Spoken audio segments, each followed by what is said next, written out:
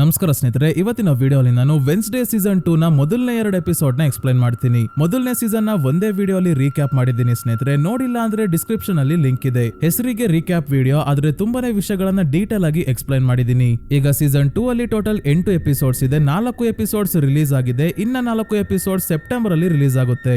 ವಿಡಿಯೋನ ಮಿಸ್ ಮಾಡದೆ ಕೊನೆವರೆಗೂ ನೋಡಿ ಸ್ನೇಹಿತರೆ, ಎಲ್ಲವನ್ನ ಡೀಟೇಲ್ ಆಗಿ ಎಕ್ಸ್ಪ್ಲೈನ್ ಮಾಡ್ತೀನಿ. ಅದಕ್ಕಿಂತ ಮುಂಚೆ ಚಾನಲ್ಗೆ ನೀವಿನ್ನು ಸಬ್ಸ್ಕ್ರೈಬ್ ಆಗಿಲ್ಲ ಅಂದ್ರೆ ದಯವಿಟ್ಟು ಸಬ್ಸ್ಕ್ರೈಬ್ ಆಗಿ, ಮತ್ತೆ ನೋಟಿಫಿಕೇಶನ್ ಬೆಲ್ ಐಕನ್ ಆನ್ ಮಾಡೋದ್ರ ಜೊತೆಗೆ ಹೈಪ್ ಕೂಡ ಮಾಡಿ ಸ್ನೇಹಿತರೆ.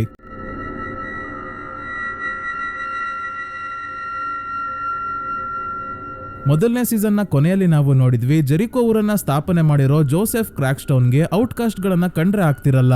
ಔಟ್ಕಾಸ್ಟ್ಸ್ ಯಾರು ಅಂದ್ರೆ ನಾರ್ಮಲ್ ಮನುಷ್ಯರಲ್ಲ, ಸೂಪರ್ ಪವರ್ಸ್ ಅಥವಾ ಸೂಪರ್ ನ್ಯಾಚುರಲ್ ಪವರ್ಸ್ ಇರೋಂತವ್ರು. ಈ ಔಟ್ಕಾಸ್ಟ್ ಗಳಿಗೆ ಅಂತಾನೆ ಸಪರೇಟ್ ಬೋರ್ಡಿಂಗ್ ಸ್ಕೂಲ್ ಇದೆ, ಅದೇ ನೆವರ್ಮೋರ್ ಅಕಾಡೆಮಿ. ಈ ನೆವರ್ಮೋರ್ ಅಕಾಡೆಮಿಯನ್ನ ನಾಶ ಮಾಡೋಕೆ ಅಂತ ಸಾವನ್ನಪ್ಪಿರೋ ಜೋಸೆಫ್ ಕ್ರಾಕ್ಸ್ಟೌನ್ ನ ಒಂದು ಆಚರಣೆಯ ಮೂಲಕ ಎಚ್ಚರಗೊಳಿಸ್ತಾರೆ ಟೀಚರ್ ಮ್ಯಾರ್ಲಿನ್. ಟೀಚರ್ ಮ್ಯಾರ್ಲಿನ್ ನ ನಿಜವಾದ ಹೆಸರು ಲಾರೆಲ್ ಅಂತ ಕೂಡ ಗೊತ್ತಾಗಿದೆ.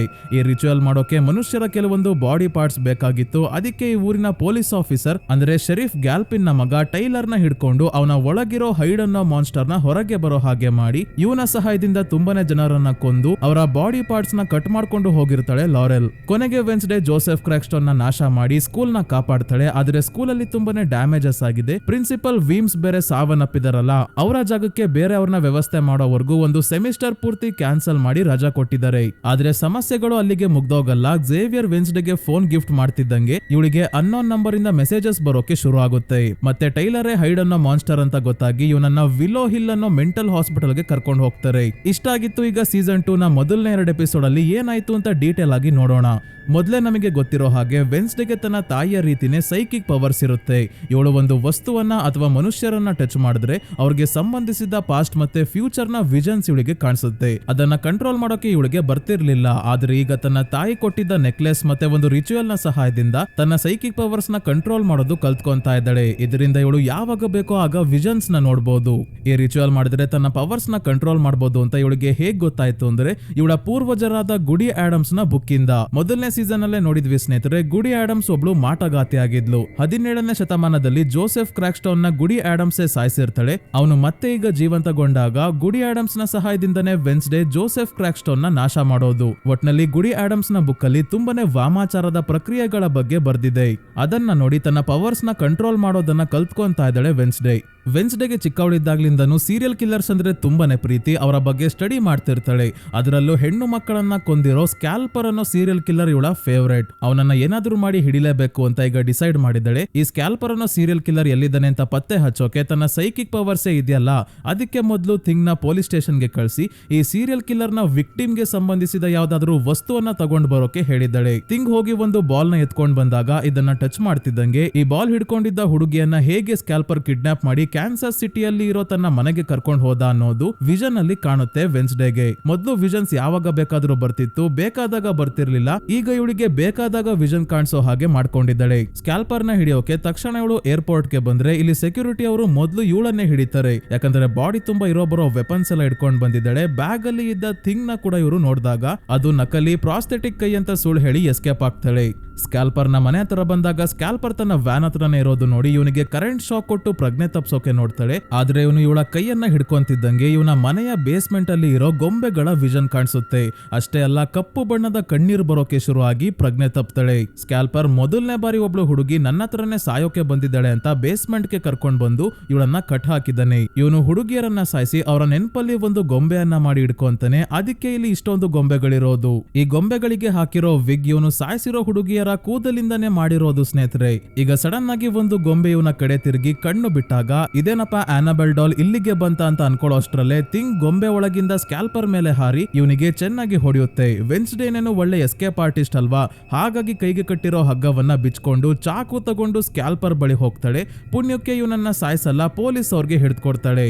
ನಂತರ ಹಾಲಿಡೇಸ್ ಮುಗಿತು. ಮತ್ತೆ ನೆವರ್ಮೋರ್ ಅಕಾಡೆಮಿಗೆ ಹೊರಟಾಗ ಇವಳ ತಂದೆ ತಾಯಿ ಗೋಮೆಜ್ ಮತ್ತೆ ಮಾರ್ಟಿಶಿಯಾ ಕೂಡ ಹೊರಟಿದ್ದಾರೆ. ಯಾಕಂದ್ರೆ ವೆನ್ಸ್ಡೇಯ ತಮ್ಮ ಪಗ್ಸ್ಲಿ ಪಕ್ಸ್ಲಿ ಕೂಡ ನೆವರ್ಮೋರ್ ಅಕಾಡೆಮಿಗೆ ಜಾಯ್ನ್ ಆಗ್ತಾ ಇದ್ದಾನೆ. ಹಿಂದಿನ ಸೀಸನ್ ಅಲ್ಲಿ ಇವನ ಪವರ್ಸ್ ಏನು ಅಂತ ಗೊತ್ತಿರಲಿಲ್ಲ. ಈಗ ಸೇಮ್ ಅಂಕಲ್ ಫೆಸ್ಟರ್ ನ ತರ ಇವನಿಗೂ ಕೂಡ ಎಲೆಕ್ಟ್ರೋಕೈನೆಸಿಸ್ ಪವರ್ಸ್ ಇದೆ. ಅಂದ್ರೆ ಇವನಿಗೆ ಎಲೆಕ್ಟ್ರಿಕ್ ಶಾಕ್ ಕೊಡೋ ಪವರ್ಸ್ ಇದೆ, ದೇಹದಿಂದನೇ ಕರೆಂಟ್ ಜನರೇಟ್ ಆಗುತ್ತೆ. ಆದ್ರೆ ಒಂದು ಡೌಟ್ ಏನಂದ್ರೆ ಇವನ ತಂದೆ ಗೋಮೆಸ್ಗೆ ಇಲ್ದಿರೋ ಪವರ್ ಪಕ್ಸ್ಲಿಗೆ ಹೇಗ್ ಬಂತು ಅಂತ. ಅಲ್ಲ, ಅಂಕಲ್ ಫೆಸ್ಟರ್ ಗೋಮೆಸ್ ಅವರ ತಮ್ಮ, ಗೋಮೆಸ್ ಅವರ ತಮ್ಮನ್ ಪವರ್ಸ್ ಪಕ್ಸ್ಲಿಗೆ ಹೇಗ್ ಬಂದಿದೆ? ಅಂದ್ರೆ ಮಾರ್ಟಿಷಿಯಾ ಮತ್ತೆ ಅಂಕಲ್ ಫೆಸ್ಟರ್ ಬೇಡ ಬಿಡಿ ಸ್ನೇಹಿತರೆ, ಮಾರ್ಟಿಷಿಯಾ ಮತ್ತೆ ಗೋಮೆಸ್ ಚೆನ್ನಾಗಿದ್ದಾರೆ, ನಾವ್ಯಾಕೆ ಇವ್ರಿಬ್ರು ಮಧ್ಯ ಹುಳಿ ಹಿಂಡೋದು? ಒಟ್ನಲ್ಲಿ ಗೋಮೆಸ್ ಅವರ ಸೂಪರ್ ಪವರ್ಸ್ ಏನು ಅಂತ ಇನ್ನೂ ಗೊತ್ತಾಗ್ತಿಲ್ಲ. ನೆವರ್ಮೋರ್ ಅಕಾಡೆಮಿಯಲ್ಲಿ ಇವರು ಕೂಡ ಇದ್ರು ಅಂದ್ರೆ ಖಂಡಿತ ಯಾವ್ದೋ ಸೂಪರ್ ಪವರ್ ಇದೆ, ಏನು ಅಂತ ಮುಂದೇನಾದ್ರೂ ಗೊತ್ತಾಗುತ್ತಾ ನೋಡ್ಬೇಕು. ನಂತರ ವೆನ್ಸ್ಡೇ ಮತ್ತೆ ಇವಳ ಫ್ಯಾಮಿಲಿ ನೆವರ್ಮೋರ್ ಅಕಾಡೆಮಿಗೆ ಬಂದಾಗ ಗೊತ್ತಾಯ್ತು ವೆನ್ಸ್ಡೇ ಜೋಸೆಫ್ ಕ್ರಾಕ್ಸ್ಟೋನ್ ನ ನಾಶ ಮಾಡಿ ಸ್ಕೂಲ್ ನ ಕಾಪಾಡಿರೋದ್ರಿಂದ ಫುಲ್ ಫೇಮಸ್ ಆಗಿದ್ದಾಳೆ. ಎಲ್ಲರೂ ಫೋಟೋ ಆಟೋಗ್ರಾಫ್ ಕೇಳ್ಕೊಂಡು ಬರ್ತಾ ಇದ್ದಾರೆ. ಮೊದ್ಲೇ ಇದೆಲ್ಲ ವೆನ್ಸ್ಡೇಗೆ ಇಷ್ಟ ಆಗಲ್ಲ, ಒಂಟಿಯಾಗಿರೋದು ಅಂದ್ರೆ ಇಷ್ಟ. ಆದ್ರೆ ಏನ್ ಮಾಡೋಕ್ಕಾಗುತ್ತೆ, ಸೆಲೆಬ್ರಿಟಿ ಆದ್ಮೇಲೆ ಇದೆಲ್ಲ ಮಾಮೂಲಿ. ಹೊಸ ಪ್ರಿನ್ಸಿಪಲ್ ಕೂಡ ಈಗ ಬಂದಿದ್ದಾರೆ, ಬ್ಯಾರಿ ಅಂತ. ಇವ್ರಿಗೆ ಬೆಂಕಿಯನ್ನ ಕಂಟ್ರೋಲ್ ಮಾಡೋ ಶಕ್ತಿ ಇದೆ. ಇವರು ವೆನ್ಸ್ಡೇಗೆ ಹೇಳ್ತಾರೆ ನಾಳೆ ರಾತ್ರಿ ಫೌಂಡರ್ಸ್ ಫೈರ್ ಅನ್ನೋ ಸಮಾರಂಭ ಇದೆ, ಅದು ನೆವರ್ಮೋರ್ ಅಕಾಡೆಮಿಯ ಹಳೆ ಸಂಪ್ರದಾಯ. ಈ ಸಮಾರಂಭಕ್ಕೆ ನೀನು ಬಂದು ಸ್ಟೇಜ್ ಮೇಲೆ ಒಂದೆರಡು ಮಾತಾಡ್ಬೇಕು ಅಂತ ಹೇಳಿ ಹೋಗ್ತಾರೆ. ಈ ಫೌಂಡರ್ಸ್ ಫೈರ್ ಏನಿಲ್ಲ ಸ್ನೇಹಿತರೆ, ಸ್ಕೂಲ್ ಅವರೆಲ್ಲ ಸೇರ್ಕೊಂಡು ಒಂದು ದೊಡ್ಡ ಬಾನ್ ಫೈರ್ ಮಾಡ್ತಾರೆ ಅಷ್ಟೇ. ನಂತರ ವೆನ್ಸ್ಡೇ ತನ್ನ ರೂಮ್ಗೆ ಬಂದಾಗ ಇದು ರೂಮ್ ಅಲ್ಲ, ಛತ್ರ ಆಗೋಗಿದೆ. ಈ ನಿಡ್ ತನ್ನ ವೇರ್ವುಲ್ಫ್ ಫ್ರೆಂಡ್ಸ್ ನೆಲ್ಲ ಇಲ್ಲಿಗೆ ಕರ್ಕೊಂಡ್ ಬಂದಿದ್ದಾಳೆ. ಇವರು ವೇರ್ವುಲ್ಫ್ ತರ ಅಲ್ಲ, ಕೋತಿಗಳ ತರ ರೂಮ್ ತುಂಬಾ ಹಾರಾಡ್ತಾ ಇದ್ದಾರೆ. ವೆನ್ಸ್ಡೇಗೆ ಈ ರೀತಿ ಆಡೋದೆಲ್ಲ ಇಷ್ಟ ಆಗಲ್ಲ ಅಂತ ಈ ನೀಡ್ ಇವರೆಲ್ಲರನ್ನ ಹೊರಗೆ ಕಳಿಸ್ತಾಳೆ. ಮತ್ತೆ ಏಜಾಕ್ಸ್ ನ ಬಿಟ್ಟು ಈಗ ಬ್ರೂನೋ ಅನ್ನೋ ಹುಡುಗನ ಜೊತೆ ಇದ್ದಾಳೆ ಈ ನೀಡ್ ವೆನ್ಸ್ಡೇಗೆ ಒಂದು ಟಿ ಶರ್ಟ್ ಗಿಫ್ಟ್ ಕೊಡ್ತಾಳೆ. ವೆನ್ಸ್ಡೇ ಈ ನೀಡ್ಗೆ ಒಂದು ಗೊಂಬೆ ಗಿಫ್ಟ್ ಕೊಡ್ತಾಳೆ. ಅದೇ ಸ್ಕ್ಯಾಲ್ಪರ್ ನ ಮನೆಯ ಬೇಸ್ಮೆಂಟ್ ಇಂದ ಎತ್ಕೊಂಡ್ ಬಂದಿರೋ ಗೊಂಬೆ. ವೆನ್ಸ್ಡೇ ತನ್ನ ಬಟ್ಟೆಗಳನ್ನ ಇಡೋಕೆ ಡ್ರೆಸ್ಸಿಂಗ್ ರೂಮ್ ನ ಡೋರ್ ಓಪನ್ ಮಾಡಿದಾಗ ಒಳಗಿಂದ ಒಂದು ಕ್ರಾಸ್ ಬೋ ಇಂದ ಬಾಣ ಶೂಟ್ ಆಗುತ್ತೆ. ಬಾಣದ ಜೊತೆ ವೆನ್ಸ್ಡೇ ಪ್ರಿನ್ಸಿಪಲ್ ಬ್ಯಾರಿ ಜೊತೆ ಮಾತಾಡ್ತಿರೋ ಫೋಟೋ ಮೇಲೆ ವೆನ್ಸ್ಡೇನ ವೆಲ್ಕಮ್ ಮಾಡಿ ನಿನ್ನ ಮೇಲೆ ಇನ್ನೂ ಗಮನ ಇಟ್ಟಿದ್ದೀನಿ ಅಂತ ಮೆಸೇಜ್ ಬರ್ದಿದ್ದಾರೆ. ಸೇಮ್ ಸೀಸನ್ 1 ನ ಕೊನೆಯಲ್ಲಿ ಇದೇ ರೀತಿ ವೆನ್ಸ್ಡೇ ಫೋನ್ಗೆ ಮೆಸೇಜ್ ಬರೋದು. ಯಾರು ಈ ರೀತಿ ಮಾಡ್ತಿದ್ದಾರೆ, ತನ್ನ ಮೇಲೆ ಕಣ್ಣಿಟ್ಟಿರೋದು ಯಾರು ಅಂತ ಇನ್ನೂ ವೆನ್ಸ್ಡೇಗೆ ಗೊತ್ತಾಗ್ತಿಲ್ಲ. ಗೊತ್ತು ಮಾಡ್ಕೊಳ್ಳೋಕೆ ಫೋಟೋನ ಕೈಯಲ್ಲಿ ಹಿಡ್ಕೊಂಡು ತನ್ನ ಶಕ್ತಿಯಿಂದ ವಿಷನ್ ನೋಡ್ತಾಳೆ. ವಿಷನ್ ಅಲ್ಲಿ ಎಲ್ಲ ಕಾಣ್ತಿದೆ, ಇವಳ ಮೇಲೆ ಗಮನ ಇಟ್ಟಿರೋರ್ನ ಬಿಟ್ಟು. ಜೊತೆಗೆ ಈ ಸಲ ಕೂಡ ಕಪ್ಪು ಕಣ್ಣೀರು ಬರ್ತಾ ಇದೆ. ಇನ್ನ ಇವಳ ತಮ್ಮ ಪಕ್ಸ್ಲಿನ ಯೂಜಿನ್ ಇರೋ ರೂಮ್ಗೆ ಕಳ್ಸಿದರೆ. ಅದೇ ಪಾರ್ಟ್ 1 ಅಲ್ಲಿ ಜೇನು ಸಾಕಾಣಿಕೆ ಮಾಡ್ತಿರ್ತಾನೆ. ಕೊನೆಯಲ್ಲಿ ಲಾರೆಲ್ ನ ಜೇನು ಹುಳುಗಳ ಸಹಾಯದಿಂದ ಪೊಲೀಸ್ಗೆ ಹಿಡ್ಕೊಡ್ತಾನಲ್ಲ, ಅವನೇ ಈ ಯೂಜಿನ್. ಇದೇ ರೂಮಲ್ಲಿ ಮೊದಲು ಗೋಮೆಸ್ ಕೂಡ ಇದ್ರು, ಅದಕ್ಕೆ ಹಳೆ ದಿನಗಳನ್ನ ನೆನ್ಪು ಮಾಡ್ಕೊಂಡು ಖುಷಿಯಾಗಿದ್ದಾರೆ. ಇವರು ಯೂಜಿನ್ ಮತ್ತೆ ತಮ್ಮ ಮಗ ಪಕ್ಸ್ಲಿಗೆ ಇಬ್ರು ಅಣ್ಣ ತಮ್ಮಂದಿರ ಹಾಗೆ ಇರಬೇಕು, ಕ್ರೈಮ್ ಮಾಡಿ ಆದ್ರೆ ತಗ್ಲಾಕೋಬೇಡಿ ಅಂತ ಸಲಹೆ ಕೊಟ್ಟು ಹೋಗ್ತಾರೆ ಗೋಮೆಸ್. ಯೂಜಿನ್ ಮೊದಲು ಜೇನು ಹುಳುಗಳನ್ನ ಮಾತ್ರ ಕಂಟ್ರೋಲ್ ಮಾಡ್ತಿದ್ದ, ಆದ್ರೆ ಈಗ ಎಲ್ಲಾ ಹುಳುಗಳನ್ನ ಕಂಟ್ರೋಲ್ ಮಾಡಬಹುದು ಅಂತ ಗೊತ್ತಾಗಿದೆ. ಗೋಮೆಸ್ ಮತ್ತೆ ಮಾರ್ಟಿಷಿಯಾ ವಾಪಸ್ ಹೋಗ್ಬೇಕಾದ್ರೆ ಪ್ರಿನ್ಸಿಪಲ್ ಬ್ಯಾರಿ ಇವರನ್ನ ಭೇಟಿಯಾಗಿ ಮುಂದೆ ಬರ್ತಾ ಇರೋ ಫಂಡ್ ರೈಸಿಂಗ್ ಇವೆಂಟ್, ಅಂದ್ರೆ ಜನರಿಂದ ನೆವರ್ಮೋರ್ ಅಕಾಡೆಮಿನ ನಡೆಸೋಕೆ ಫಂಡ್ಸ್ ಮತ್ತೆ ಡೊನೇಷನ್ ಪಡ್ಕೊಳ್ಳೋಕೆ ಅಂತ ಮಾಡೋ ಇವೆಂಟ್ ಇದ್ದು. ಈ ಇವೆಂಟ್ ಮಾರ್ಟಿಷಿಯಾ ನಡೆಸ್ಕೊಡ್ಬೇಕು ಅಂತ ಪ್ರಿನ್ಸಿಪಲ್ ಬ್ಯಾರಿ ರಿಕ್ವೆಸ್ಟ್ ಮಾಡ್ಕೊಂತಾ ಇದ್ದಾರೆ. ಇದಕ್ಕೆ ತಕ್ಷಣ ಮಾರ್ಟಿಷಿಯಾ ಒಪ್ಕೊಳ್ಳಲ್ಲ, ಆದ್ರೆ ಮುಂದೆ ಹೋಗ್ತಾ ಒಪ್ಕೊಂತಾಳೆ. ಮತ್ತೆ ನಮಗೆ ಝೇವಿಯರ್ ಕತೆ ಏನಾಯ್ತು ಅಂತ ಕೂಡ ಇಲ್ಲಿ ಗೊತ್ತಾಗುತ್ತೆ. ಝೇವಿಯರ್ ಮೇಲೆ ಸುಳ್ಳು ಕೊಲೆ ಆರೋಪ ಯಾರೋ ಮಾಡಿದ್ದಾರೆ. ಹಾಗಾಗಿ ಅವರಪ್ಪ ನೆವರ್ಮೋರ್ ಅಕಾಡೆಮಿಗೆ ಅವನನ್ನ ಕಳಿಸಿಲ್ಲ, ಸ್ವಿಟ್ಜರ್ಲ್ಯಾಂಡ್ ನ ಒಂದು ಅಕಾಡೆಮಿಗೆ ಕಳಿಸಿದ್ದಾರೆ. ಸ್ನೇಹಿತರೆ, ರಿಯಲ್ ಆಗಿ ಝೇವಿಯರ್ ನ ಕ್ಯಾರೆಕ್ಟರ್ ಮಾಡಿದ ಪರ್ಸಿ ಹೈನ್ಸ್ ವೈಟ್ ಅನ್ನೋ ಆಕ್ಟರ್ ಮೇಲೆ ಲೈಂಗಿಕ ಕಿರುಕುಳದ ಆರೋಪ ಇತ್ತು. ಹಾಗಾಗಿ ಪರ್ಸಿ ಹೈನ್ಸ್ ವೈಟ್ ನ ಸೀರೀಸ್ ಇಂದ ಹೊರಗೆ ಹಾಕಿ ಇವರು ಆಕ್ಟ್ ಮಾಡಿದಾಗ ಝೇವಿಯರ್ ಕ್ಯಾರೆಕ್ಟರ್ ನ ಸ್ವಿಟ್ಜರ್ಲ್ಯಾಂಡ್ ಗೆ ಕಳಿಸಿದ್ದಾರೆ. ಪ್ರಿನ್ಸಿಪಲ್ ಬ್ಯಾರಿ ಮಾರ್ಟಿಷಿಯಾ ಮತ್ತೆ ಗೋಮೆಸ್ಗೆ ನೆವರ್ಮೋರ್ ಅಕಾಡೆಮಿಯ ಟೀಚರ್ಸ್ಗೆ ವಾಸ ಇರೋಕೆ ಅಂತ ಇರೋ ಒಂದು ಮನೆಗೆ ಕರ್ಕೊಂಡ್ ಬರ್ತಾರೆ. ಇಲ್ಲಿ ಮೊದಲು ಟೀಚರ್ ಮ್ಯಾರ್ಲಿನ್ ಅಂದ್ರೆ ಲಾರೆಲ್ ಇದ್ಲು, ಈಗ ಸದ್ಯಕ್ಕೆ ಲಾರೆಲ್ ಜೈಲಲ್ಲಿ ಇದ್ದಾಳಲ್ಲ, ಹಾಗಾಗಿ ಮಾರ್ಟಿಷಿಯಾ ಮತ್ತೆ ಗೋಮೆಸ್ಗೆ ಈ ಮನೆಯನ್ನ ಕೊಡ್ತಾರೆ. ಮಾರ್ಟಿಷಿಯಾ ಫಂಡ್ ರೈಸಿಂಗ್ ಕಮಿಟಿಗೆ ಸೇರಿರೋದ್ರಿಂದ ನೆವರ್ಮೋರ್ ಅಕಾಡೆಮಿಗೆ ಬಂದಾಗ ಇಲ್ಲಿ ಉಳ್ಕೋಬಹುದು. ಆದ್ರೆ ಮಾರ್ಟಿಷಿಯಾ ಈ ಮನೆಯನ್ನ ನೋಡಿ ಶಾಕ್ ಆಗೋಗ್ತಾಳೆ, ಉಸಿರಾಡೋಕಾಗ್ತಿಲ್ಲ. ಇಲ್ಲಿ ಮೊದಲು ಲಾರೆಲ್ ವಾಸವಾಗಿದ್ಲು ಅಂತ ಹೆದರ್ಕೊಂಡಿಲ್ಲ ಸ್ನೇಹಿತರೆ. ಸೀಸನ್ 1 ವಿಡಿಯೋ ಅಲ್ಲಿ ಹೇಳಿದ ಹಾಗೆ ವೆನ್ಸ್ಡೇ ತರ ಮಾರ್ಟಿಷಿಯಾಗೂ ಕೂಡ ಕಲರ್ ಪಿಂಕ್ ಕಲರ್ ಎಲ್ಲ ಇಷ್ಟ ಆಗಲ್ಲ, ದೆವ್ವದ ಮನೆ ಇದ್ದಂಗಿದ್ರೇನೆ ಖುಷಿ. ಹಾಗಾಗಿ ಮಾರ್ಟಿಷಿಯಾ ತನ್ನ ಬಟ್ಲರ್ ಅಂದ್ರೆ ಸೇವಕ ಆಗಿರೋ ಲರ್ಚ್ಗೆ ಮನೆಯನ್ನ ದೆವ್ವದ ಮನೆ ತರ ಡಾರ್ಕ್ ಮಾಡೋಕೆ ಹೇಳ್ತಾಳೆ. ಈ ಮನೆಯಲ್ಲಿ ಇಲಿಗಳು ಜಾಸ್ತಿ ಇದಾವೆ ಅಂತ ಅಪ್ಪ ಮಗ ಇಲಿಗಳನ್ನ ಹಿಡ್ಕೊಂಡು ತಿನ್ನೋಕೆ ಹೋದಾಗ ಅಮ್ಮ ಮಗಳು ಮಾತಾಡ್ಬೇಕಾದ್ರೆ ನಮ್ಗೆ ಗೊತ್ತಾಗುತ್ತೆ ಮಾರ್ಟಿಷಿಯಾಗೆ ವೆನ್ಸ್ಡೇನ ನೋಡಿದ್ರೆ ತನ್ನ ತಂಗಿ ಒಫಿಲಿಯಾ ನೆನ್ಪಾಗ್ತಾಳಂತೆ. ಏನಿದು ಅಂತ ಅರ್ಥ ಆಗ್ತಿಲ್ಲ. ಪಕ್ಸ್ಲಿ ಗೋಮೆಸ್ ಅವರ ತಮ್ಮನ್ ತರ ಆಗಿದ್ದಾನೆ, ವೆನ್ಸ್ಡೇ ಮಾರ್ಟಿಷಿಯಾಳ ತಂಗಿ ತರ ಇದ್ದಾಳೆ. ಅಂದ್ರೆ ಏನಪ್ಪ ಇದು, ಅರ್ಥವೇ ಆಗ್ತಿಲ್ಲ. ಮಾರ್ಟಿಷಿಯಾಳ ತಂಗಿ ಒಫಿಲಿಯಾ ಕತೆ ಏನಾಯ್ತು ಅಂತ ಮುಂದಿನ ಎಪಿಸೋಡ್ಸ್ ಅಲ್ಲಿ ಗೊತ್ತಾಗುತ್ತೆ ಸ್ನೇಹಿತರೆ. ಈಗ ಇನ್ನೊಂದ್ ಕಡೆ ಬ್ರಾಡ್ಬರಿ ಅನ್ನೋ ಪ್ರೈವೇಟ್ ಡಿಟೆಕ್ಟಿವ್ ನ ತೋರಿಸ್ತಾರೆ. ಕೆಲಸದ ಮೇಲೆ ಹೊರಗೆ ಬಂದಿದ್ದಾಗ ಒಂದು ಕಣ್ಣಿನ ಕಾಗೆ ಇವನನ್ನೇ ಗಮನಿಸ್ತಾ ಇದೆ. ಇದ್ದಕ್ಕಿದ್ದಂಗೆ ತುಂಬಾನೇ ಕಾಗೆಗಳು ಇವನ ಮೇಲೆ ದಾಳಿ ಮಾಡೋಕೆ ಶುರು ಮಾಡಿದಾಗ ತನ್ನ ವ್ಯಾನ್ ಒಳಗೆ ಹೋಗಿ ಯಾರಿಗೋ ಫೋನ್ ಮಾಡ್ತಾನೆ.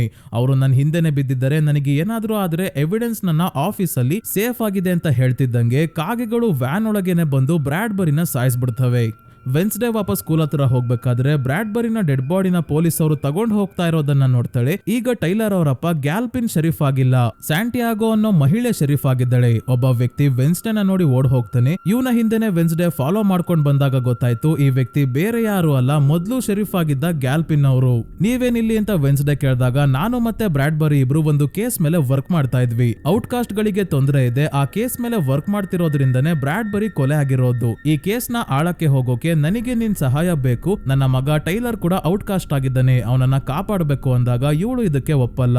ಇವ್ರೇನಾದ್ರೂ ಮಾಡ್ಕೊಳ್ಳಿ ಅಂತ ಸುಮ್ನಾಗ್ತಾಳೆ. ಇವಳು ಹೋಗ್ಬೇಕಾದ್ರೆ ಗ್ಯಾಲ್ಪಿನ್ ಯಾವತ್ತಾದ್ರೂ ನನ್ನ ಭೇಟಿ ಆಗ್ಬೇಕು ಅಂದ್ರೆ ನನ್ ಮನೆಗೆ ಬಾ, ಆದ್ರೆ ನೆನ್ಪಿಡ್ಕೋ ಪಕ್ಷಿಗಳು ನಿನ್ನ ಯಾವಾಗ್ಲೂ ಗಮನಿಸ್ತಾ ಇರ್ತವೆ ಅಂತ ಹೇಳ್ತಾರೆ. ಈಗ್ಲೂ ಅಷ್ಟೇ ಮರದ ಮೇಲೆ ಒಂದು ಕಣ್ಣಿನ ಕಾಗೆ ಇವರನ್ನೇ ನೋಡ್ತಾ ಇದೆ. ನೆಕ್ಸ್ಟಿನಲ್ಲಿ ಏಜಾಕ್ಸ್ ಯೂಜಿನ್ ಪಕ್ಸ್ಲಿ ಮತ್ತೆ ಬೇರೆ ಬೇರೆ ಸ್ಟೂಡೆಂಟ್ಸ್ ಗೆ ಒಂದು ಕಥೆಯನ್ನ ಹೇಳ್ತಾ ಇದ್ದಾನೆ. ಈ ಕಥೆಯನ್ನ ಸ್ಟಾಪ್ ಮೋಷನ್ ಆನಿಮೇಷನ್ ಅಲ್ಲಿ ನಮ್ಗೆ ತೋರಿಸ್ತಾರೆ.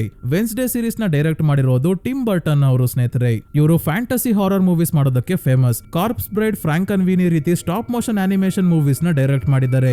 ಮತ್ತೆ ಲೈವ್ ಆಕ್ಷನ್ ಮೂವೀಸ್ ಆದ Alice in wonderland, Edward scissor hands, Charlie and the chocolate factory ಮತ್ತೆ ಬೀಟಲ್ ಜ್ಯೂಸ್ ನ ರೀತಿ ತುಂಬಾನೇ ಕಾಮಿಡಿ ಹಾರರ್ ಫ್ಯಾಂಟಸಿ ಮೂವೀಸ್ ನ ಇವರು ಡೈರೆಕ್ಟ್ ಮಾಡಿದ್ದಾರೆ. ಸೊ ಕತೆ ಕಡೆ ವಾಪಸ್ ಬರೋಣ. ಏಜಾಕ್ಸ್ ಹೇಳೋ ಕತೆ ಏನಂದ್ರೆ, ಒಬ್ಬ ತುಂಬಾನೇ ಬುದ್ಧಿವಂತ ಹುಡುಗ ಇರ್ತಾನೆ, ಆದ್ರೆ ಇವನ ಹಾರ್ಟ್ ವೀಕ್ ಇದೆ. ಜಾಸ್ತಿ ದಿನ ಬದುಕಲ್ಲ ಅಂತ ಡಾಕ್ಟರ್ಸ್ ಹೇಳಿರ್ತಾರೆ. ಹುಷಾರಿಲ್ಲ ಅಂದ್ರೂ ಈ ಹುಡುಗ ತುಂಬಾನೇ ಮಷೀನ್ ಗಳನ್ನ ಡಿಸೈನ್ ಮಾಡ್ತಿದ್ದಾಗ ತನ್ನ ಹಾರ್ಟ್ ನೇ ರಿಪ್ಲೇಸ್ ಮಾಡುವಂತ ಒಂದು ಮೆಕ್ಯಾನಿಕಲ್ ಹಾರ್ಟ್ ನ ಡಿಸೈನ್ ಮಾಡ್ತಾನೆ. ಹಾರ್ಟ್ ನ ತೆಗೆಸಿ ತಾನೇ ಡಿಸೈನ್ ಮಾಡಿರೋ ಮೆಕ್ಯಾನಿಕಲ್ ಹಾರ್ಟ್ ನ ಹಾಕಿಸ್ಕೊಂಡಾಗ ಈ ಹುಡುಗ ಹುಷಾರಾಗಿ ಮುಂದೆ ಸೈಂಟಿಸ್ಟ್ ಆಗಿ ತುಂಬಾನೇ ಆವಿಷ್ಕಾರಗಳನ್ನ ಮಾಡ್ತಾನೆ. ನಂತರ ಟೀಚರ್ ಆಗಿ ನೆವರ್ಮೋರ್ ಅಕಾಡೆಮಿಗೆ ಬಂದು ಇಲ್ಲೂ ಕೂಡ ತನ್ನ ಎಕ್ಸ್ಪೆರಿಮೆಂಟ್ ಗಳನ್ನ ಮುಂದುವರಿಸಿದಾಗ ಒಂದಿನ ಲ್ಯಾಬ್ ಅಲ್ಲಿ ಎಕ್ಸ್ಪೆರಿಮೆಂಟ್ ಮಾಡ್ತಿದ್ದಾಗ ದೊಡ್ಡ ಬ್ಲಾಸ್ಟ್ ಆಗಿ ಸಾವನ್ನಪ್ಪಿರ್ತಾನೆ. ಅವನ ಬಾಡಿಯನ್ನ ಕಾಡಲ್ಲಿ ಇರೋ ಸ್ಕಲ್ ಟ್ರೀ ಹತ್ರ ಮಣ್ಣು ಮಾಡಿದರೆ ಈಗ್ಲೂ ಆ ಮರದ ಹತ್ರ ಹೋದ್ರೆ ಅವನ ಮೆಕ್ಯಾನಿಕಲ್ ಹಾರ್ಟ್ ನ ಟಿಕ್ ಟಿಕ್ ಶಬ್ದ ಕೇಳುತ್ತೆ ಅಂತ ಹೇಳ್ತಾನೆ ಏಜಾಕ್ಸ್. ಎಲ್ಲರೂ ಮರದ ಹತ್ರ ಹೋಗೋಕೆ ಹೆದರುತ್ತಾರೆ, ಆದ್ರೆ ಪಕ್ಸ್ಲಿ ಯಾರ್ ತಮ್ಮ ಹೇಳಿ ಆ ಮರದ ಹತ್ರ ಏನಾದ್ರೂ ಮಾಡಿ ಹೋಗ್ಲೇಬೇಕು ಅಂತ ಡಿಸೈಡ್ ಮಾಡ್ತಾನೆ. ಈ ಕಡೆ ಪ್ರಿನ್ಸಿಪಲ್ ಬ್ಯಾರಿ ಬಿಯಾಂಕಾಳನ್ನ ಕರೆದು ಇವಳ ಕೈಯಲ್ಲಿ ಮಾಡಬಾರ್ದು ಕೆಲಸ ಮಾಡ್ಸೋಕೆ ಹೊರಟಿದ್ದಾರೆ. ಬಿಯಾಂಕಾ ನಮಗೆ ಮೊದ್ಲೇ ಗೊತ್ತಿರೋ ಹಾಗೆ ಸೈರನ್ ಆಗಿದ್ದಾಳೆ. ಇವಳಿಗೆ ಬೇರೆಯವ್ರನ್ನ ಮ್ಯಾನಿಪುಲೇಟ್ ಮಾಡೋ ಶಕ್ತಿ ಇರುತ್ತೆ. ಇವಳೇನ್ ಹೇಳ್ತಾಳೋ ಅದನ್ನ ಬೇರೆಯವರು ಕೇಳ್ತಾರೆ. ಹಾಗಾಗಿ ಇವಳ ಶಕ್ತಿಯನ್ನ ಫಂಡ್ ರೈಸಿಂಗ್ ಇವೆಂಟ್ ಅಲ್ಲಿ ಬಳಸಿ ಆ ಇವೆಂಟ್ ಗೆ ಬಂದಿರೋರು ಜಾಸ್ತಿ ಹಣವನ್ನ ಡೊನೇಷನ್ಸ್ ನ ಕೊಡೋ ಹಾಗೆ ಮಾಡೋಕೆ ಹೇಳ್ತಿದ್ದಾರೆ. ಇದಕ್ಕೆ ಬಿಯಾಂಕಾ ಒಪ್ಪದೇ ಇದ್ದಾಗ ಇವಳು ಸ್ಕಾಲರ್ಶಿಪ್ ಸ್ಟೂಡೆಂಟ್ ಆಗಿದ್ದಾಳೆ. ಇವಳ ರೀತಿ ತುಂಬಾನೇ ಸ್ಟೂಡೆಂಟ್ಸ್ ಸ್ಕಾಲರ್ಶಿಪ್ ಮೇಲೆ ಬಂದಿದ್ದಾರೆ. ಜಾಸ್ತಿ ಫಂಡ್ ರೈಸ್ ಮಾಡೋಕೆ ಆಗ್ಲಿಲ್ಲ ಅಂದ್ರೆ ಸ್ಕಾಲರ್ಶಿಪ್ ಸ್ಟೂಡೆಂಟ್ಸ್ ನ ಇಲ್ಲಿಂದ ಕಳಿಸಬೇಕಾಗುತ್ತೆ ಅಂತ ಬ್ಲಾಕ್ ಮೇಲ್ ಮಾಡಿದಾಗ ಈ ಕೆಟ್ಟ ಕೆಲಸ ಮಾಡೋಕೆ ಬಿಯಾಂಕಾ ಒಪ್ಕೊಳ್ಳೇಬೇಕಾಗುತ್ತೆ. ಇದಾದ್ಮೇಲೆ ವೆನ್ಸ್ಡೇ ಮ್ಯೂಸಿಕ್ ನುಡಿಸಬೇಕಾದ್ರೆ ತುಂಬಾನೇ ವಿಷಯಗಳನ್ನ ತೋರಿಸ್ತಾರೆ. ಮೊದಲನೇದಾಗಿ ಇನಿಡ್ ಮತ್ತೆ ಅವಳ ವೇರ್ವುಲ್ಫ್ ಗ್ಯಾಂಗ್ ಅವರು ತಿಂಗೆ ಅಂತ ಸಣ್ಣ ಮನೆ ಕಟ್ಕೊಟ್ಟಿದ್ದಾರೆ. ಮಾರ್ಟಿಶಿಯಾ ತನ್ನ ತಂಗಿ ಒಫಿಲಿಯಾಳ ಡೈರಿ ನೋಡಿದಾಗ ಸೇಮ್ ವೆನ್ಸ್ಡೇ ತರ ಒಫಿಲಿಯಾಗೂ ಕೂಡ ಕಪ್ಪು ಕಣ್ಣೀರು ಬರ್ತಾ ಇತ್ತು ಅಂತ ಗೊತ್ತಾಗುತ್ತೆ. ಒಬ್ಳು ಹುಡುಗಿ ಯಾರು ಅಂತ ಮುಖ ಕಾಣ್ತಿಲ್ಲ. ಇವಳೆ ವೆನ್ಸ್ಡೇಗೆ ಆ ರೀತಿ ಮೆಸೇಜಸ್ ಮತ್ತೆ ಫೋಟೋಸ್ ಎಲ್ಲ ಕಳಿಸ್ತಾ ಇದ್ದಿದ್ದು. ಈಗ್ಲೂ ನೋಡ್ಬೋದು ನೋಟಿಸ್ ಬೋರ್ಡ್ ಮೇಲೆ ಒಂದು ಮಾಸ್ಕ್ ಇದೆ ಮತ್ತೆ ವೆನ್ಸ್ಡೇಯ ಫೋಟೋ ಅಲ್ಲಿ ಇರೋ ಕಣ್ಣುಗಳನ್ನ ಕಟ್ ಮಾಡ್ತಿದ್ದಾಳೆ. ಸೊ ವೆನ್ಸ್ಡೇ ಮ್ಯೂಸಿಕ್ ನುಡಿಸ್ತಾ ಇರೋದನ್ನ ಹೊಸ ಟೀಚರ್ ನೋಡ್ತಾರೆ. ಇವರ ಹೆಸರು ಕೆಪ್ರಿ ಅಂತ. ಕೆಪ್ರಿನ ಹೆಸರು ಸ್ವಲ್ಪ ವಿಚಿತ್ರವಾಗಿದೆ, ಅಡ್ಜಸ್ಟ್ ಮಾಡ್ಕೊಳ್ಳಿ ಸ್ನೇಹಿತರೆ. ಮುಂದಿನ ದಿನ ಇವತ್ತು ರಾತ್ರಿ ಫೌಂಡರ್ಸ್ ಫೈರ್ ಇದೆ ಅಂತ ಎಲ್ಲರೂ ಸೇರ್ಕೊಂಡು ಬಾನ್ ಫೈರ್ ಗೆ ಕಡ್ಡಿಗಳನ್ನ ಹೊಂಚ್ತಾ ಇದ್ದಾರೆ. ಟೆಲಿಕೈನಸಿಸ್ ಪವರ್ ಅಂದ್ರೆ ವಸ್ತುಗಳನ್ನ ಟಚ್ ಮಾಡದೆ ತಮ್ಮ ಮೈಂಡ್ ಇಂದನೇ ಮೂವ್ ಮಾಡುವಂತ ಪವರ್ಸ್ ಇರೋ ಮಕ್ಕಳೆಲ್ಲ ಬಾನ್ ಫೈರ್ ಗೆ ದೊಡ್ಡದಾಗಿ ಒಂದು ಪಕ್ಷಿಯ ರೀತಿ ಕಡ್ಡಿಗಳನ್ನ ಜೋಡಿಸ್ತಾ ಇದ್ದಾರೆ. ವೆನ್ಸ್ಡೇಗೆ ಝೇವಿಯರ್ ಲೆಟರ್ ಮತ್ತೆ ತಾನೇ ಮಾಡಿರೋ ಪೇಂಟಿಂಗ್ ನ ಕಳಿಸಿದಾನೆ. ಯಾಕಂದ್ರೆ ಎಷ್ಟೋ ಸಲ ಫೋನ್ ಮೆಸೇಜ್ ಮಾಡಿದ್ರು ವೆನ್ಸ್ಡೇ ರಿಪ್ಲೈ ಮಾಡಿಲ್ಲ. ಯಾಕೆ ರಿಪ್ಲೈ ಮಾಡಿಲ್ಲ ಅಂದ್ರೆ ಝೇವಿಯರ್ ಕೊಟ್ಟಿದ್ದ ಫೋನ್ ನ ಬಿಸಿ ನೀರಲ್ಲಿ ಹಾಕಿ ಬೇಯಿಸಿರ್ತಾಳೆ. ಝೇವಿಯರ್ ಒಂದು ಕಣ್ಣಿನ ಕಾಗೆಯನ್ನ ಪೇಂಟ್ ಮಾಡಿದಾನೆ. ಕಾಗೆ ಬಿಳಿ ಗುಲಾಬಿಯನ್ನ ಬಾಯಲ್ಲಿ ಇಡ್ಕೊಂಡು ಯಾರ್ದೋ ಸಮಾಧಿ ಮೇಲೆ ಕೂತಿದೆ. ಇದು ಸಡನ್ ಆಗಿ ನನ್ನ ಮೈಂಡ್ ಗೆ ಬಂತು, ಯಾಕೆ ಬಂತು ಗೊತ್ತಿಲ್ಲ, ಅದಕ್ಕೆ ಡ್ರಾಯಿಂಗ್ ಮಾಡಿ ಕಳಿಸಿದೀನಿ ಅಂತ ಝೇವಿಯರ್ ಲೆಟರ್ ಅಲ್ಲಿ ಬರ್ದಿದ್ದಾನೆ. ವೆನ್ಸ್ಡೇ ರೀತಿನೇ ಝೇವಿಯರ್ಗೂ ಕೂಡ ಭವಿಷ್ಯದಲ್ಲಿ ನಡೆಯೋ ಕೆಲವು ಘಟನೆಗಳ ಬಗ್ಗೆ ಗೊತ್ತಾಗ್ತಿತ್ತು. ಇದೇನ್ ಕತೆ ಅಂತ ಇನ್ನ ಸ್ವಲ್ಪ ಹೊತ್ತಲ್ಲೇ ಗೊತ್ತಾಗುತ್ತೆ ಸ್ನೇಹಿತರೆ. ಸದ್ಯಕ್ಕೆ ವೆನ್ಸ್ಡೇಗೆ ಹೊಸ ತಲೆನೋವು ಶುರು ಆಗಿದೆ. ಯಾಕಂದ್ರೆ ಯಾರೋ ಇವಳ ಟೈಪ್ ರೈಟರ್ ಅಲ್ಲಿ ವೆನ್ಸ್ಡೇ 2 ವರ್ಷದಿಂದ ಬರ್ದಿರೋ ನಾವೆಲ್ ನ ಬಾನ್ ಫೈರ್ ಒಳಗೆ ಇಟ್ಟಿರೋ ಹಾಗೆ ಕ್ಲೂನ ಟೈಪ್ ಮಾಡಿ ಹೋಗಿದ್ದಾರೆ. ಹಿಂದೆನೆ ತಾನು ಟೈಪ್ ಮಾಡಿರೋ ನಾವೆಲ್ ಗಳ ಶೀಟ್ಸ್ ಇದೆಯಾ ಅಂತ ಚೆಕ್ ಮಾಡಿದ್ರೆ ಇಲ್ಲೆಲ್ಲೂ ನಾವೆಲ್ ಇಲ್ವೇ ಇಲ್ಲ. ವೆನ್ಸ್ಡೇಯ ಕಣ್ಣು ಕಿತ್ತಾಕಿರೋ ಫೋಟೋ ಇದೆ ಅಷ್ಟೇ. ಜೆರಾಕ್ಸ್ ಮಷಿನ್ ಇರೋ ಕಾಲದಲ್ಲೂ ನಾವೆಲ್ ನ ಒಂದೇ ಒಂದು ಕಾಪಿನ ಇವಳು ಇಟ್ಕೊಂಡಿದ್ಲು. ಹಾಗಾಗಿ ತಕ್ಷಣ ಬಾನ್ ಫೈರ್ ಹತ್ರ ಓಡ್ತಾಳೆ. 2 ವರ್ಷ ಕಷ್ಟಪಟ್ಟಿದ್ದು ಬೆಂಕಿಯಲ್ಲಿ ಹೋಮ ಆಗ್ಬಿಡುತ್ತಲ್ಲ ಅಂತ. ವೆನ್ಸ್ಡೇ ಫೌಂಡರ್ಸ್ ಫೈರ್ ಹತ್ರ ಬಂದು ತಕ್ಷಣ ಇದರ ಒಳಗೆ ಹೋಗಿ ತನ್ನ ನಾವೆಲ್ ಎಲ್ಲಿದೆ ಅಂತ ಹುಡುಕ್ಬೇಕಾದ್ರೆ ಕೊನೆಗೂ ಆ ನಾವೆಲ್ ಸಿಗುತ್ತೆ. ಅದನ್ನ ಎತ್ಕೊಂಡು ವಾಪಸ್ ಬರೋಷ್ಟ್ರಲ್ಲಿ ಬಾನ್ ಫೈರ್ ಹಚ್ಚೇ ಬಿಡ್ತಾರೆ ಪ್ರಿನ್ಸಿಪಲ್ ಬ್ಯಾರಿ. ಮತ್ತೆ ಟೆಲಿಕೈನಸಿಸ್ ಪವರ್ಸ್ ಇರೋರು ಮೇಲೆ ಪಕ್ಷಿ ತರ ಕಡ್ಡಿಯಲ್ಲಿ ಮಾಡಿದ್ರಲ್ಲ ಅದು ಹಾರಾಡೋ ಹಾಗೆ ಮಾಡ್ತಾರೆ. ಇದೆಲ್ಲದರ ನಡುವೆ ಹೇಗೋ ಕೊನೆಗೂ ವೆನ್ಸ್ಡೇ ನಾವೆಲ್ ತಗೊಂಡು ಬಾನ್ ಫೈರ್ ಇಂದ ಹೊರಗೆ ಬರ್ತಾಳೆ.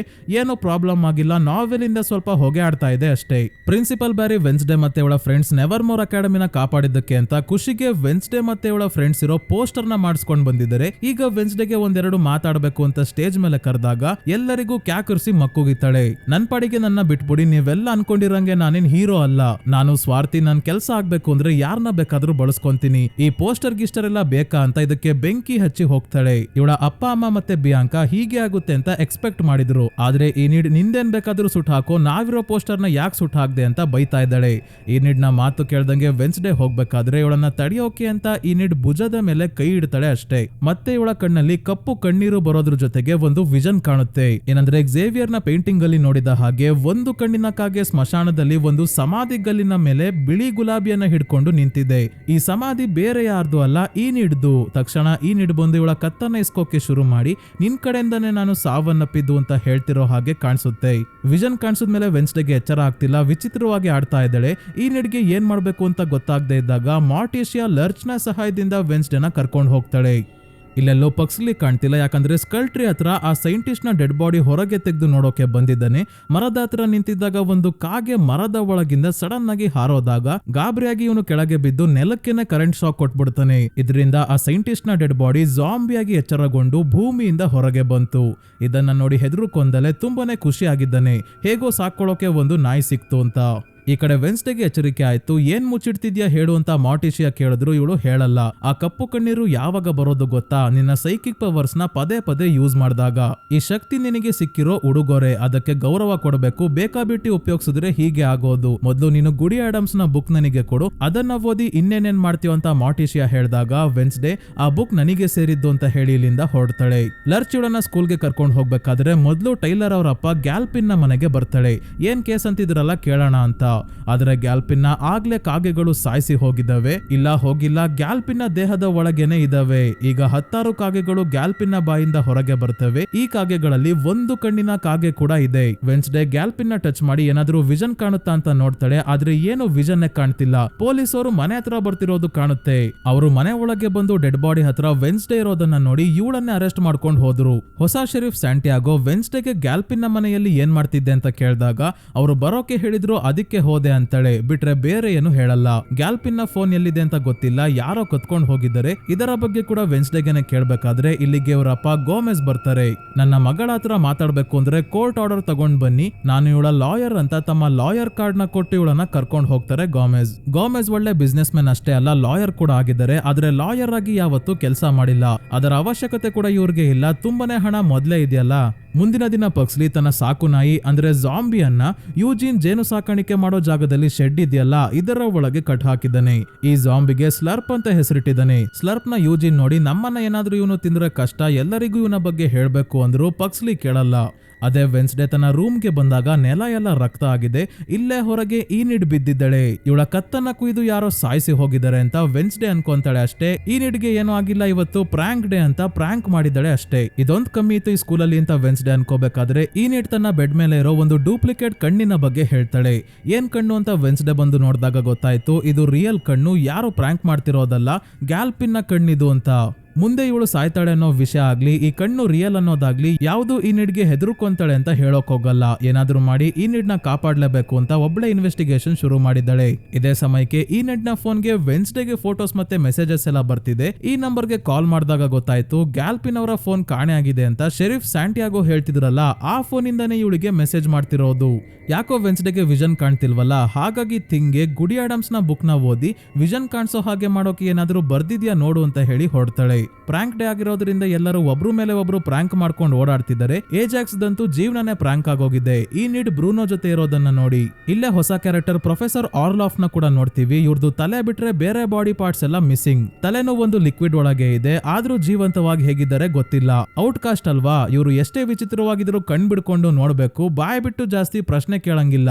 ಇವರ ಬಳಿ ವೆನ್ಸ್ಡೇ ಬಂದು ಈ ಅಕಾಡೆಮಿಯಲ್ಲಿ ಯಾರಾದ್ರೂ ಪಕ್ಷಿಗಳನ್ನ ಕಂಟ್ರೋಲ್ ಮಾಡೋ ಔಟ್ ಕಾಸ್ಟ್ ಇದಾರ ಅಂತ ಕೇಳಿದಾಗ ಕಳೆದ 10 ವರ್ಷಗಳಿಂದ ಯಾವುದೇ ಏವಿಯನ್ ಅಂದ್ರೆ ಪಕ್ಷಿಗಳನ್ನ ಕಂಟ್ರೋಲ್ ಮಾಡುವಂತ ಸ್ಟೂಡೆಂಟ್ ಅಡ್ಮಿಷನ್ ಆಗಿಲ್ಲ ಅಂತಾರೆ ಪ್ರೊಫೆಸರ್ ಆರ್ಲಾಫ್. ವೆನ್ಸ್ಡೇ ಒಂದು ಸಲ ನಡೀತಾ ಇರೋ ಘಟನೆಗಳ ಬಗ್ಗೆ ಟೈಲರ್ಗೆ ಏನಾದ್ರೂ ಗೊತ್ತಾ ಅಂತ ತಿಳ್ಕೊಳ್ಳೋಕೆ ವಿಲೋ ಹಿಲ್ ಮೆಂಟಲ್ ಹಾಸ್ಪಿಟಲ್ಗೆ ಹೋಗೋಕೆ ಡಿಸೈಡ್ ಮಾಡ್ತಾಳೆ. ಆದ್ರೆ ಅಷ್ಟು ದೂರ ಸ್ಕೂಲ್ ಅವ್ರಿಗೆ ಯಾಮಾರಿಸಿ ಹೋಗೋದು ಹೇಗೆ ಅಂತ ಯೋಚನೆ ಮಾಡ್ಬೇಕಾದ್ರೆ ಈನಿಡ್ ಇವತ್ತು ಡ್ರೈವಿಂಗ್ ಕ್ಲಾಸ್ಗೆ ಹೋಗ್ತಿದ್ದಾಳೆ ಅನ್ನೋದು ಗೊತ್ತಾಯ್ತು. ಅದಕ್ಕೆ ಈನಿಡ್ನ ಅಪ್ಲಿಕೇಶನ್ ಫಾರ್ಮ್ ನ ಇವಳು ಎತ್ಕೊಂಡು ಎಸ್ಕೇಪ್ ಆಗ್ತಾಳೆ. ಡ್ರೈವರ್ ಅಂಕಲ್ ಫಾರ್ಮ್ ನ ಸರಿಯಾಗಿ ನೋಡೋದು ಇಲ್ಲ. ಇವಳನ್ನೇ ಈನಿಡ್ ಅನ್ಕೊಂಡು ಡ್ರೈವಿಂಗ್ ಹೇಳ್ಕೊಡೋಕೆ ಕೂರಿಸ್ಕೊಂತಾರೆ. ಮೊದ್ಲು ಯಾವತ್ತಾದ್ರೂ ಕಾರ್ ಡ್ರೈವ್ ಮಾಡಿದ್ಯಾನಮ್ಮ ಅಂತ ಕೇಳಿದಾಗ ಹೌದು ಅಂತ ಹೇಳ್ತಾಳೆ. ಯಾವಾಗ ಡ್ರೈವ್ ಮಾಡ್ತಿದ್ಲು ಅಂದ್ರೆ ಅಂಕಲ್ ಫೆಸ್ಟರ್ ಬ್ಯಾಂಕ್ ದರೋಡೆ ಮಾಡುವಾಗ ಅವರನ್ನ ಎಸ್ಕೇಪ್ ಮಾಡ್ಸೋಕೆ ಹೆಲ್ಪ್ ಮಾಡ್ತಾ ಇದ್ಲು. ಆ ಚಿಕ್ಕ ವಯಸ್ಸಲ್ಲೇ ಅಕ್ಕ ಡ್ರಿಫ್ಟ್ ಹೊಡಿತಿದ್ದವಳು ಈಗ ಕೇಳ್ಬೇಕಾ ಇವಳು ಕಾರ್ ಡ್ರೈವ್ ಮಾಡೋ ಸ್ಪೀಡ್ಗೆ ಡ್ರೈವರ್ ಅಂಕಲ್ಗೆ ಎಲ್ಲ ಕಿತ್ಕೊಂಡು ಬೈಕ್ ಬಂದಿದೆ. ಸೀದಾ ಡ್ರಿಫ್ಟ್ ಹೊಡ್ಕೊಂಡು ಬಂದು ವಿಲೋ ಹಿಲ್ ಮೆಂಟಲ್ ಹಾಸ್ಪಿಟಲ್ ಮುಂದೆ ಕಾರ್ ನಿಲ್ಲಿಸ್ತಾಳೆ. ಡ್ರೈವರ್ ಅಂಕಲ್ ಜಾಸ್ತಿ ಏನು ಮಾತಾಡ್ದಲೆ ಹಾಗೆ ಶಾಕ್ ಅಲ್ಲಿ ಕಾರ್ ಡ್ರೈವ್ ಮಾಡ್ಕೊಂಡು ಮುಂದೆ ಹೋದ್ರು.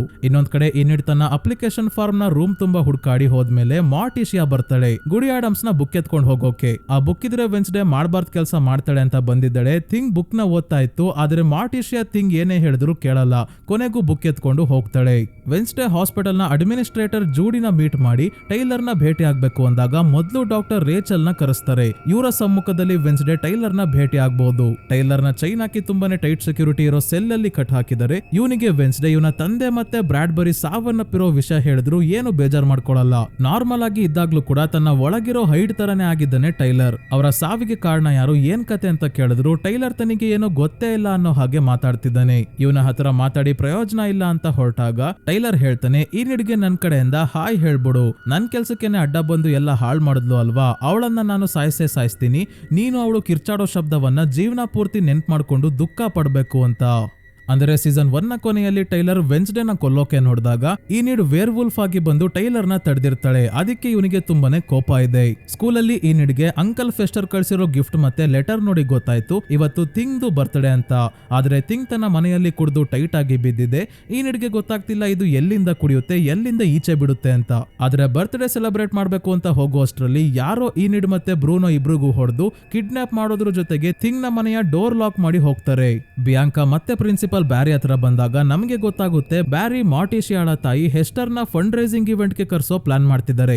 ಯಾಕಂದ್ರೆ ಹೆಸ್ಟರ್ ಕೂಡ ತುಂಬಾನೇ ಶ್ರೀಮಂತ ಮಹಿಳೆ. ಆದ್ರೆ ಅವರು ಮತ್ತೆ ಮಾರ್ಟಿಶಿಯಾ ಇಬ್ರು ಅಷ್ಟಕ್ಕಷ್ಟೇ ಜಾಸ್ತಿ ಮಾತಾಡಲ್ಲ. ಹಾಗಾಗಿ ಬಿಯಾಂಕಾಗೆ ತನ್ನ ಪವರ್ಸ್ ನ ಯೂಸ್ ಮಾಡಿ ಮಾರ್ಟಿಶಿಯಾ ತನ್ನ ತಾಯಿ ಹೆಸ್ಟರ್ ನ ಫಂಡ್ ರೈಸಿಂಗ್ ಇವೆಂಟ್ ಗೆ ಕರೆಯೋ ಹಾಗೆ ಮಾಡೋಕೆ ಹೇಳ್ತಾರೆ. ಇದ್ಯಾಕೋ ಜಾಸ್ತಿ ಆಗ್ತಿದೆ ಅಂತ ಬಿಯಾಂಕಾ ಇವರ ಮೇಲೆನೆ ತನ್ನ ಪವರ್ಸ್ ನ ಯೂಸ್ ಮಾಡಿ ಇವರನ್ನ ಕಂಟ್ರೋಲ್ ಮಾಡೋಕೆ ನೋಡ್ತಾಳೆ. ಆದ್ರೆ ಏನು ಪ್ರಯೋಜನ ಆಗಲ್ಲ. ಇವರ ಹತ್ರ ಒಂದು ವಸ್ತು ಇದೆ, ಇದು ಇವರ ಬಳಿ ಇರೋ ತನಕ ಸೈರನ್ ಗಳ ಪವರ್ಸ್ ಇವರ ಮೇಲೆ ವರ್ಕ್ ಆಗಲ್ಲ. ಇವತ್ ರಾತ್ರಿ ವೆನ್ಸ್ಡೇ ತನ್ನ ರೂಮ್ ಗೆ ಬಂದಾಗ ಥಿಂಗ್ ನ ಕೂಡ ಹಾಕಿರೋದು ನೋಡಿ ಡೋರ್ ನ ಓಪನ್ ಮಾಡ್ತಾಳೆ. ಥಿಂಗ್ ಈನಿಡ್ ಮತ್ತೆ ಬ್ರೂನೋನ ಯಾರೋ ಕಿಡ್ನಾಪ್ ಮಾಡಿದ್ರು ಅಂದಾಗ ಇಲ್ಲೇ ಇರೋ ಈನಿಡ್ ನ ಫೋನ್ ಗೆ ಕಿಡ್ನಾಪರ್ ಕಾಲ್ ಮಾಡಿ ಆಟ ಶುರು ಆಗಿದೆ. ಇನ್ನ 30 ನಿಮಿಷದಲ್ಲಿ ಇಯಾಗೋ ಟವರ್ ಗೆ ಬರ್ಲಿಲ್ಲ ಅಂದ್ರೆ ಈನಿಡ್ ಮತ್ತೆ ಬ್ರೂನೋನ ಕತೆ ಮುಗಿಯುತ್ತೆ ಅಂದಾಗ ತಕ್ಷಣ ಹೊರಡ್ತಾಳೆ ವೆನ್ಸ್ಡೇ. ಇಯಾಗೋ ಟವರ್ ಇದೇ ನೆವರ್ಮೋರ್ ಅಕಾಡೆಮಿಯಲ್ಲೇ ಇರೋದು ಸ್ನೇಹಿತರೆ. ಆದ್ರೆ ಈ ಜಾಗಕ್ಕೆ ಹೋಗೋಕೆ ಒಂದು ಸೀಕ್ರೆಟ್ ಡೋರ್ ಇದೆ. ಪಕ್ಕದಲ್ಲೇ ಇರೋ ಪಿಯಾನೋ ನುಡಿಸಿದಾಗ ಈ ಡೋರ್ ಓಪನ್ ಆಗೋದು. ಸೊ ವೆನ್ಸ್ಡೇ ಈ ರೀತಿ ಟವರ್ ಹತ್ರ ಬರ್ತಾ ಇದ್ದಾಗ ಇವಳ ಮೇಲೆ ಕಣ್ಣಿಟ್ಟಿರೋ ಆ ಹುಡುಗಿ ಮಾಸ್ಕ್ ಹಾಕೊಂಡು ಸಡನ್ ಆಗಿ ಇವಳ ಮುಂದೆ ಬರ್ತಾಳೆ ಮತ್ತೆ ಮಾಯ ಆಗೋಗ್ತಾಳೆ. ಈನಿಡ್ ಮತ್ತೆ ಬ್ರೂನೋನ ಚೈನ್ ಹಾಕಿ ಕಟ್ಟಾಕಿರೋದ್ರಿಂದ ಇಬ್ರು ಚೈನ್ ಇಂದ ಬಿಡಿಸ್ಕೊಳಕ್ ಹೋಗಿ ಕೆಳಗೆ ಬಿದ್ದಾಗ ನೋಡ್ತಾರೆ ಮೇಲೆ ತುಂಬಾನೇ ಚಾಕುಗಳಿದ್ದಾವೆ. ಇವರ ಮೇಲೆ ನಾವು ಬೀಳೋಕೆ ರೆಡಿ ಆಗಿದ್ದಾವೆ. ಹಾಗಾಗಿ ಬ್ರೂನೋಗೆ ಟೆನ್ಷನ್ ಆಗ್ತಿದೆ ಅಂತ ಈನಿಡ್ ಇವನಿಗೆ ಸ್ಪೆಷಲ್ ಟ್ರೀಟ್ಮೆಂಟ್ ಕೊಡ್ತಾ ಇದ್ದಾಳೆ. ಇದೇ ಸಮಯಕ್ಕೆ ವೆನ್ಸ್ಡೇಲಿಗೆ ಬಂದು ಅವರ ಚೈನ್ ಬಿಚ್ಚೋಕೆ ಥಿಂಗ್ ನ ಕಳಿಸಿದಾಗ ಥಿಂಗ್ ತನ್ನ ಮುಂದೆ ಸಣ್ಣ ದಾರ ಇರೋದನ್ನ ನೋಡ್ದಲೆ ಅದನ್ನ ಎಳೆದ್ ಬಿಡುತ್ತೆ. ಹಿಂದೆನೆ ಮೇಲಿರೋ ಚಾಕುಗಳು ಒಂದೊಂದಾಗೆ ಕೆಳಗೆ ಬೀಳೋದ್ರ ಜೊತೆಗೆ ಒಟ್ಟಿಗೆ ಫಿಕ್ಸ್ ಮಾಡಿರೋ 50 ಚಾಕು ಸ್ಲೋ ಆಗಿ ಕೆಳಗೆ ಬರ್ತಾ ಇದೆ. ಏನ್ ಮಾಡೋದೀಗ ಅಂತ ವೆನ್ಸ್ಡೇ ಯೋಚನೆ ಮಾಡ್ಬೇಕಾದ್ರೆ ಇಲ್ಲೇ ಟೈಪ್ ರೈಟರ್ ಅಲ್ಲಿ ಏನೋ ಟೈಪ್ ಮಾಡಿರೋದನ್ನ ನೋಡ್ತಾಳೆ. ನಿನಗೆ ಏನ್ ಕಾಣ್ತಿಲ್ವೋ ಅದನ್ನ ಇಲ್ಲಿ ಟೈಪ್ ಮಾಡ್ಬೇಕು, ಆಗ ಈನಿಡ್ ಮತ್ತೆ ಬ್ರೂನೋ ಉಳಿತಾರೆ ಅಂತ ಇದೆ. ವೆನ್ಸ್ಡೇ ತನ್ನ ಸುತ್ತ ಇಟ್ಟಿರೋ ಬುಕ್ ನ ಒಂದೊಂದಾಗೆ ನೋಡ್ಕೊಂಡ್ ಬಂದಾಗ ದ ಇನ್ವಿಸಿಬಲ್ ಮ್ಯಾನ್ ಅನ್ನೋ ಹೆಸರಿನ ಬುಕ್ ಇದೆ. ನಿನಗೆ ಏನ್ ಕಾಣ್ತಿಲ್ವೋ ಅದು ಅಂದ್ರೆ ದ ಇನ್ವಿಸಿಬಲ್ ಮ್ಯಾನ್ ಹೆಸರೇ ಇರ್ಬೋದು ಅಂತ ಟೈಪ್ ರೈಟರ್ ಅಲ್ಲಿ ದ ಇನ್ವಿಸಿಬಲ್ ಮ್ಯಾನ್ ಅಂತ ಟೈಪ್ ಮಾಡ್ತಿದ್ದಂಗೆ ಕೆಳಗೆ ಬರ್ತಿದ್ದ ಚಾಕುಗಳ ಗುಂಪು ಇನ್ನೊಂದು ಇಂಚು ಗ್ಯಾಪ್ ಅಲ್ಲಿ ನಿಂತ್ಕೊಂತವೆ. ಹಾಗಾಗಿ ಈನಿಡ್ ಮತ್ತೆ ಬ್ರೂನೋ ಬಚಾವಾದ್ರು. ಕೊನೆಗೂ ಅದೃಶ್ಯವಾಗಿರೋ ಆಗ್ನೆಸ್ ಅನ್ನೋ ಇದೇ ಸ್ಕೂಲ್ ನ ಹುಡುಗಿ ಚಪ್ಪಾಳೆ ತಟ್ಕೊಂಡು ಪ್ರತ್ಯಕ್ಷ ಆಗ್ತಾಳೆ. ಒಬ್ಳು 13 ವರ್ಷದ ಹುಡುಗಿ ಇದೆಲ್ಲ ಮಾಡಿದ್ಲ ಅಂತ ವೆನ್ಸ್ಡೇಗೆ ನಂಬಕ್ ಆಗ್ತಿಲ್ಲ. ಇಲ್ಲಿವರೆಗೂ ವೆನ್ಸ್ಡೇಗೆ ಮೆಸೇಜ್ ಕಳಿಸ್ತಾ ಇದ್ದಿದ್ದು, ಫೋಟೋಸ್ ಕಳಿಸ್ತಾ ಇದ್ದಿದ್ದು ಇವಳ ನಾವೆಲ್ ನ ಬಾನ್ ಫೈರ್ ಒಳಗೆ ಇಟ್ಟಿದ್ದು ಆಗಿದ್ದು, ಈಗ ಈನಿಡ್ ಮತ್ತೆ ಬ್ರೂನೋನ ಕಿಡ್ನಾಪ್ ಮಾಡಿದ್ದು ಎಲ್ಲ ಇವಳೆ. ಆಗ್ನೆಸ್ ವೆನ್ಸ್ಡೇಯ ನಂಬರ್ 1 ಫ್ಯಾನ್ ಆಗಿರ್ತಾಳೆ, ಹುಚ್ಚು ಅಭಿಮಾನಿ. ಇವಳ ಅಟೆನ್ಷನ್ ಪಡ್ಕೊಳ್ಳೋಕೆ, ಇವಳಿಗೆ ಇಂಪ್ರೆಸ್ ಮಾಡೋಕೆ ಇದೆಲ್ಲ ಮಾಡ್ತಿರ್ತಾಳೆ. ಇವಳ ಪವರೇ ಅದೃಶ್ಯ ಆಗೋದು. ಅವತ್ತು ವೆನ್ಸ್ಡೇ ಬಾಣದಲ್ಲಿ ಸಿಗಾಕೊಂಡಿದ್ದ ಫೋಟೋ ಹಿಡ್ಕೊಂಡು ವಿಷನ್ ನೋಡಿದಾಗ ವಿಷನ್ ಅಲ್ಲಿ ಯಾರು ಕಾಣಿಸ್ಲಿಲ್ವಲ್ಲ, ಯಾಕೆ ಅಂದ್ರೆ ಆಗ್ನೆಸ್ ಆ ಸಂದರ್ಭದಲ್ಲಿ ಅದೃಶ್ಯವಾಗಿದ್ಲು. ಇನ್ನ ಹಳೆ ಶರೀಫ್ ಗ್ಯಾಲ್ಪಿನ್ ಸಾವನ್ನಪ್ಪಿದ ಸಂದರ್ಭದಲ್ಲಿ ವೆನ್ಸ್ಡೇ ಅಲ್ಲಿಗೆ ಹೋಗಿದ್ಲಲ್ಲ, ಆಗ ಅಲ್ಲಿ ಅದೃಶ್ಯವಾಗಿ ಆಗ್ನೆಸ್ ಕೂಡ ಬಂದಿರ್ತಾಳೆ. ಅವಳೆ ಗ್ಯಾಲ್ಪಿನ್ ನ ಫೋನ್ ಎತ್ಕೊಂಡು ಈ ನಿಡ್ಗೆ ಮೆಸೇಜ್ ಕಳ್ಸಿರೋದು. ಆಮೇಲೆ ಈ ನಿಡ್ ನ ಬೆಡ್ ಮೇಲೆ ಗ್ಯಾಲ್ಪಿನ್ ನ ಕಣ್ಣನ್ನ ಇಟ್ಟಿದ್ದು ಕೂಡ ಇವಳೆ. ಇವಳು ನನ್ನನ್ನ ಆಟ ಆಡಿಸ್ಬಿಟ್ಲಲ್ಲ ಅಂತ ವೆನ್ಸ್ಡೇಗೆ ತುಂಬಾನೇ ಕೋಪ ಬರ್ತಾ ಇದೆ. ಇವಳಿಗಿಂತ ಜಾಸ್ತಿ ಕೋಪ ಬರ್ತಾ ಇರೋದು ಈ ನಿಡ್ಗೆ. ವೆನ್ಸ್ಡೇಯ ಫ್ಯಾನು ಮಧ್ಯದಲ್ಲಿ ನಾನ್ ಯಾರು ಅಂತ ಹಿಂಸೆ ಕೊಟ್ಲು ಅಂತ ಇವಳಿಗೆ ಪರ್ಚೋಕೆ ಹೋಗ್ತಾಳೆ ಈ ನಿಡ್. ಹೋಗ್ಲಿ ಬಿಡುವಂತ ಬ್ರೂನೋ ಇವಳಿಗೆ ಸಮಾಧಾನ ಮಾಡಿ ಎಲ್ಲರೂ ಇಲ್ಲಿಂದ ಹೊರಡ್ತಾರೆ. ಇನ್ನೊಂದ್ ಕಡೆ ಬಿಯಾಂಕಾ ಪ್ರಿನ್ಸಿಪಲ್ ಬ್ಯಾರಿ ಹೇಳ್ದಂಗೆ ಮಾಡೋಕೆ ಮಾರ್ಟಿಷಿಯಾ ಹತ್ರ ಬಂದು ತನ್ನ ಪವರ್ಸ್ ನ ಉಪಯೋಗಿಸಿ ನೀವು ನಿಮ್ ತಾಯಿಯನ್ನ ಫಂಡ್ ರೈಸಿಂಗ್ ಇವೆಂಟ್ ಗೆ ಕರ್ಸಿ, ಮತ್ತೆ ತುಂಬಾನೇ ಹಣವನ್ನ ಡೊನೇಟ್ ಮಾಡೋ ಹಾಗೆ ಮಾಡ್ಬೇಕು ಅಂತ ಹೇಳ್ತಾಳೆ ಬಿಯಾಂಕಾ. ಸ್ಕೂಲಲ್ಲಿ ಯೂಜಿನ್ ಪಕ್ಸ್ಲಿ ಬಳಿ ಬಂದು ಶಾಕಿಂಗ್ ವಿಷಯವನ್ನ ಹೇಳ್ತಾನೆ. ಅದೇ ಇವನ ಜಾಂಬಿ ಸ್ಲರ್ಪ್ ಶೆಡ್ ಇಂದ ಎಸ್ಕೇಪ್ ಆಗಿದೆ. ಸ್ಲರ್ಪ್ ರೋಡ್ ಅಲ್ಲಿ ನಡ್ಕೊಂಡು ಹೋಗ್ಬೇಕಾದ್ರೆ ಡ್ರೈವರ್ ಅಂಕಲ್ ನ ಕಾರ್ ಮುಂದೆ ಬಂದ್ಬಿಡ್ತಾನೆ. ಇವ್ರು ಸ್ಲರ್ಪ್ ಗೆ ಗುದ್ಬಿಟ್ಟು ಏನಾಯ್ತು ಅಂತ ನೋಡೋಕೆ ಬಂದ್ರೆ ಸ್ಲರ್ಪ್ ಇವರ ಮೇಲೆ ದಾಳಿ ಮಾಡಿ ಇವರನ್ನ ತಿನ್ನೋಕೆ ಶುರು ಮಾಡ್ತಾನೆ. ಸೊ ಇಲ್ಲಿಗೆ ಮೊದಲನೇ 2 ಎಪಿಸೋಡ್ ಮುಗಿಯುತ್ತೆ ಸ್ನೇಹಿತರೆ. ಇನ್ನ 2 ಎಪಿಸೋಡ್ ನ ಆದಷ್ಟು ಬೇಗ ಅಪ್ಲೋಡ್ ಮಾಡ್ತೀನಿ. ಚಾನಲ್ಗೆ ಸಬ್ಸ್ಕ್ರೈಬ್ ಆಗಿಲ್ಲ ಅಂದ್ರೆ ದಯವಿಟ್ಟು ಸಬ್ಸ್ಕ್ರೈಬ್ ಆಗಿ, ಮತ್ತೆ ಈ ವಿಡಿಯೋನ ಲೈಕ್ ಮಾಡೋದ್ರ ಜೊತೆಗೆ ಹೈಪ್ ಕೂಡ ಮಾಡಿ ಸ್ನೇಹಿತರೆ. ಇದರಿಂದ ವಿಡಿಯೋ ತುಂಬಾನೇ ಜನರಿಗೆ ತಲುಪುತ್ತೆ. ಇದೇ ರೀತಿಯ ವಿಡಿಯೋವಿನೊಂದಿಗೆ ಮತ್ತೆ ನಿಮ್ಮನ್ನ ಭೇಟಿ ಆಗ್ತೀನಿ. ಧನ್ಯವಾದಗಳು.